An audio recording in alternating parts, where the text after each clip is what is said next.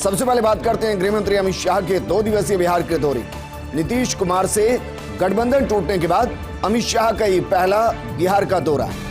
23 सितंबर को सुबह पूर्णिया पहुंचेंगे अमित शाह। पूर्णिया में अमित शाह जनसभा को संबोधित करेंगे। सभा के बाद किशनगंज जाएंगे अमित शाह। सीमांचल के 4 जिलों के सभी सांसद विधायकों की वो बैठक लेंगे। किशनगंज में रात्रि विश्राम करेंगे अमित शाह। अगले दिन यानी कि 24 सितंबर को सुबह अमित शाह सीमा पर पीओपी का दौरा करेंगे। सीमा पर एसएसबी, आईटीबीपी और बीएसएफ के अधिकारियों और जवानों के साथ वो बैठक करेंगे। बैठक में घुसपैठ, तस्करी समेत सभी मसलों पर चर्चा होगी। वहीं 2 दिवसीय गुजरात दौरे पर बीजेपी अध्यक्ष जेपी नड्डा। गांधीनगर में बीजेपी अध्यक्ष जेपी नड्डा ने रैली को संबोधित किया और कहा कि कोरोना के दौरान देश में बड़ा काम हुआ है। कांग्रेस ने कई दवाइयों को लाने में साल लगा दिए। कोरोना काल में देश की जनता का अहम योगदान रहा है। हर घर तिरंगा लगाने पर कार्यकर्ताओं को बधाई दी।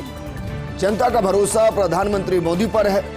जिला पंचायत चुनाव में पार्टी का शानदार प्रदर्शन रहा।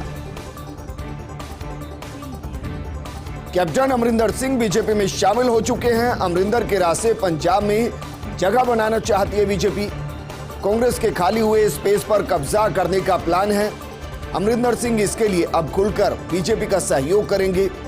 बीजेपी में पार्टी का विलय कर खुद भी बीजेपी में शामिल हुए हैं। अमरिंदर ने अन्य कांग्रेसी नेताओं को भी बीजेपी में आने के रास्तों को खोल दिया है। लेकिन इन सबके बीच अभी भी सवाल यही कि कैप्टन अमरिंदर बीजेपी ज्वाइन करने के बाद बीजेपी में किस जिम्मेदारी पर रहेंगे। येदियुरप्पा को बीजेपी संसदीय बोर्ड से देना चाहिए इस्तीफा। दरअसल भ्रष्टाचार के आरोपों पर कांग्रेस ने येदियुरप्पा को घेरा है। लोकायुक्त के एफआईआर में येदियुरप्पा, उनके बेटे पीवाई विजेंद्र, सहकारिता मंत्री एसटी सोमशेखर पर भ्रष्टाचार के आरोप लगे। बेंगलुरु के नागरिक टीजे इब्राहिम ने मुकदमा दर्ज करवाया। बेंगलुरु विकास प्राधिकरण के ठेकों में भ्रष्टाचार का आरोप लगा है। कर्नाटक के पूर्व मुख्यमंत्री हैं वरिष्ठ बीजेपी नेता बीएस येदियुरप्पा। उपराष्ट्रपति जगदीप धनखड़ के सम्मान में रात्रि भोज होगा। मुख्यमंत्री आवास पर आज रात 8 बजे रात्रि भोज होगा। उपराष्ट्रपति जगदीप धनखड़ रात 8 बजे मुख्यमंत्री आवास पहुंचे। एआईसीसी महासचिव मुकुल वासनिक, राज्यसभा सांसद प्रमोद तिवारी सहित कई अन्य गणमान्य लोग भी रात्रि भोज में शामिल। यूपी विधानसभा का सत्र जारी है। मुख्यमंत्री योगी आदित्यनाथ ने सदन में कहा, बीजेपी सरकार में हुआ यूपी का सर्वांगीण विकास। 59 जिलों में एक मेडिकल कॉलेज। हमने यूपी में कोरोना नियंत्रित किया। समाजवादियों ने प्रदेश का नुकसान किया। हमारी सरकार ने फ्री वैक्सीन दी। कोरोना के दौरान नेता प्रतिपक्ष कहां थे, ये सवाल योगी आदित्यनाथ ने उठाया। समाजवादी पार्टी और विकास नदी के 2 छोर हैं जिनके बीच में कोई तालमेल नहीं और वो कभी मिल सकते नहीं। महिलाओं से छेड़छाड़ अब यूपी में सबसे बड़ा क्राइम बन गया है। यूपी सीएम योगी आदित्यनाथ का बयान। उन्होंने कहा कि छेड़खानी की घटनाओं पर 0 टॉलरेंस नीति लागू। छेड़खानी करने वालों पर रासुका लग सकता है।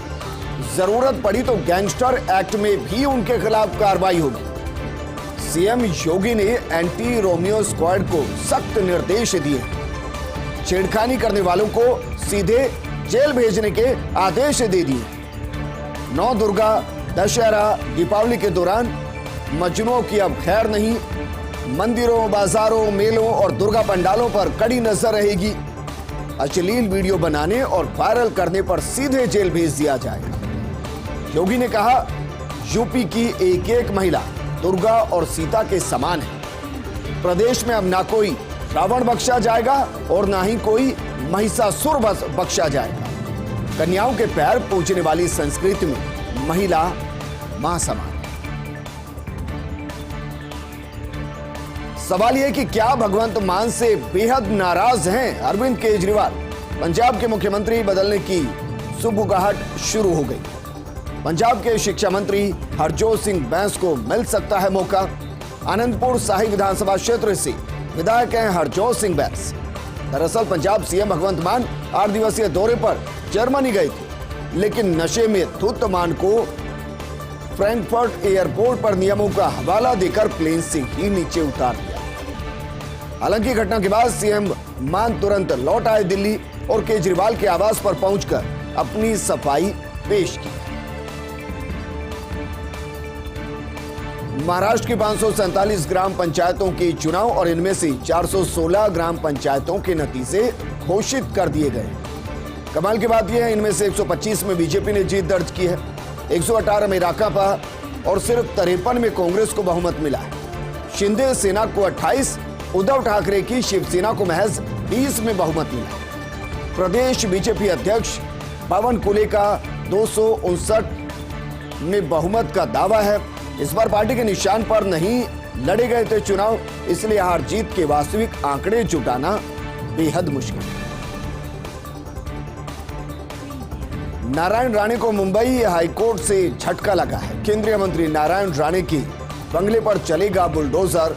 मुंबई हाईकोर्ट ने जारी किया आदेश, बंगले का अवैध हिस्सा तोड़ने के आदेश जारी किए। 2 हफ्ते के अंदर ये बंगले का जो अवैध हिस्सा है उसको तोड़ दिया जाए। मुंबई हाईकोर्ट ने 10 लाख का जुर्माना भी नारायण राणे पर लगाया। अब ट्रेनों के इंजन कैबिन में भी बनाए जाएंगे टॉयलेट। ट्रेनों के 10,000 से ज्यादा लोको पायलट मांग कर रहे थे। खासतौर से महिला लोको पायलट्स को ज्यादा समस्या आ रही थी। रेलवे ने 10,191 लोको पायलट्स के बीच सर्वे कराया था। सर्वे के बाद इंजन के कैबिन में वॉशरूम बनाने का फैसला किया गया है। वहीं देश की 30,000 डीजल बसों को बदलने की तैयारी की जा रही है। डीजल बसों की जगह लाई जाएंगी इलेक्ट्रॉनिक बसें। केंद्र सरकार का करीब 30,000 बसें बदलने का विचार है। बस निर्माताओं के लिए 3.5 अरब डॉलर के कारोबार की उम्मीद है। Convergence energy services limited CESL ने जानकारी दी, केंद्र सरकार को इलेक्ट्रिक व्हीकल उपलब्ध कराती है CESL। एक बार फिर से दुनिया में आर्थिक मंदी आ सकती है। 2023 में दुनिया में आ सकती है आर्थिक मंदी। केंद्रीय बैंकों की ब्याज दरें बढ़ाने से आ सकती है मंदी। अगले साल 0.5% रह सकती है वैश्विक ग्रोथ। वर्ल्ड वॉर 2 के बाद सबसे बड़ी मंदी की आशंका जताई जा रही है। वर्ल्ड बैंक की रिपोर्ट में यह चेतावनी दी गई। अगले महीने इंटरपोल जनरल असेंबली का आयोजन 90वीं इंटरपोल जनरल असेंबली की अगवानी करेगी CBI। 18 से 21 अक्टूबर को दिल्ली में जुटेंगे दुनिया भर के पुलिस अधिकारी। CBI ने कोंकाण सूर्य मंदिर के चक्र को बनाया आयोजन का लोगो। हाल ही में CBI ने किया था लोगों का अनावरण और जो लोगो इस्तेमाल किया गया है, दरअसल वो लोगो सूर्य मंदिर से जुड़ा है। 90वीं इंटरपोल जनरल असेंबली की CBI अगवानी करेगी। 18 से 21 अक्टूबर तक ये कार्यक्रम चलेगा। दिल्ली के अंदर दुनिया भर के पुलिस अधिकारी जुटेंगे और जो लोगो बनाया गया दरअसल वो कोंकाण सूर्य मंदिर के चक्र को बनाया गया। इंडियन एक्सप्रेस में CBI की कार्यप्रणाली का लेखा जोखा। पिछले 18 सालों में CBI के निशाने पर रहे करीब 200 बड़े नेता विपक्षी पार्टी से जुड़े हुए हैं। इनमें से 80% नेता 2004 से 2014 तक UPA सरकार के दौरान 72 नेताओं पर कार्रवाई हुई। 72 में से 43 करीब 60% थे विपक्षी पार्टियों के नेता। NDA सरकार के 8 साल में 118 नेताओं के खिलाफ कार्रवाई हुई। इनमें विपक्षी पार्टियों से जुड़े हैं 95% नेता। घाटी में 30 साल बाद यानी कि 3 दशक के बाद सिनेमा गुलजार हुआ है। कश्मीर घाटी में बड़े पर्दे पर फिल्म देखने का इंतजार अब खत्म हो गया है। करीब 3 दशक बाद श्रीनगर में लौटा मल्टीप्लेक्स का दौर। सोनबर्ग में हुआ पहले मल्टीप्लेक्स सिनेमा हॉल का उद्घाटन। उपराज्यपाल मनोज सिन्हा ने सिनेमा हॉल का उद्घाटन किया है। कश्मीर के पहले मल्टीप्लेक्स में 520 सीटों की कुल क्षमता वाले 3 सिनेमा घर स्थानीय व्यंजनों को बढ़ावा देने के उद्देश्य से परिसर में एक फूड कोर्ट भी बनाया। 1 अक्टूबर से बदल जाएंगे क्रिकेट के नियम। अब पिच से बाहर जाकर गेंद खेली तो नहीं मिलेंगे रन। आईसीसी ने मुख्य कार्यकारी समिति की बैठक के बाद नियमों में बदलाव किया है। गांगुली की अगुवाई वाली पुरुष क्रिकेट समिति ने इन नियमों की सिफारिश की थी। पुरुष और महिला दोनों क्रिकेट में 1 अक्टूबर से लागू होंगे ये बदलाव। अब बल्लेबाज की कैच आउट होने पर अगली गेंद नए बल्लेबाज को खेलनी हो। गेंद चमकाने के लिए लार के उपयोग पर प्रतिबंध लगाया गया। विकेट गिरने पर नए बल्लेबाज को 2 मिनट में स्ट्राइक के लिए तैयार होना होगा, जबकि T20 में यह समय पहले की तरह 90 सेकंड ही रखा गया है। वहीं मोहाली में भारत बनाम ऑस्ट्रेलिया T20 सीरीज और सीरीज का पहला मुकाबला आज शाम 7 बजे से खेला जाएगा। भारत के पास T20 विश्व कप से पहले कमियों को दुरुस्त करने का मौका है। खासतौर पर मिडिल ओवर की कमियों को दूर करना होगा टीम इंडिया को। पहले ही मैच से आक्रामक रुख अपनाकर भारत बनाना चाहेगा ऑस्ट्रेलिया पर दबाव।